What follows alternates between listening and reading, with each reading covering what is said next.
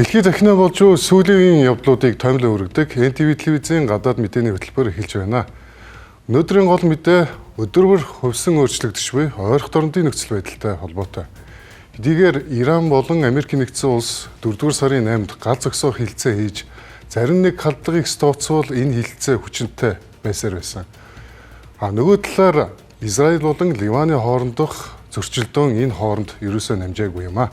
Тэгвэл 2026 оны 6-р сарын 3-нд Америкийн нэгдсэн улсын нийслэл Вашингтон хотноо Израиль болон Ливаны талууд гал зогсоохоор тохиролцлоо. Америкийн нэгдсэн улсын төрийн департаментийн зуурчлалаар хийгдсэн энэхүү тохиролцооны дагуу Ливаны өмнөд хэсэг буюу Литаны голын сав газарт аюулгүй бүсүүдийг байгуулах бөгөөд Ливаны арим тус бүсийг бүрэн хяналттай авах юм. Сүүлийн хэдэн сарын турш үржилсэн ширүүн тулаан хоёр талд асар их охирол учруулсан энэхүү эвдэрлийн бас нэгэн шалтгаан болж байна. Хэдийгээр өнгөрсөн сард талууд гал зогсоохоор тохиролцож байсан ч мөргөлдөөн үргэлжилсээр байсан бөгөөд энэ удаагийн шийдвэр нь илүү наривчилсан тодорхой алхмуудыг багтаажээ.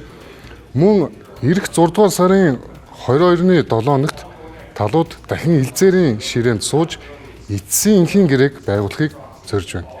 Израилийн зүгээс энэхүү алхам нь хойд хил дээрх аюулгүй байдлаа хангах, ард иргэдээ буцаан суурьшуулах нөхцөлийг бүрдүүлэх стратегийн ач холбогдолтой гэж үзэж байна.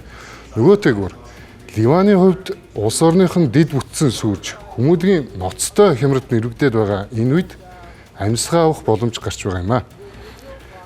Талууд гал зогсоох үндсэн шалтгаан нь юу вэ гэхээр Тегеран өөрийн стратегийн түнш болох Ливаныг хамгаалахгүйгээр Америкийн нэгдсэн улстай ямар нэгэн хилцээ хийхгүй гэдгээ хатуу мэдгцээр ирсэн байсан юм.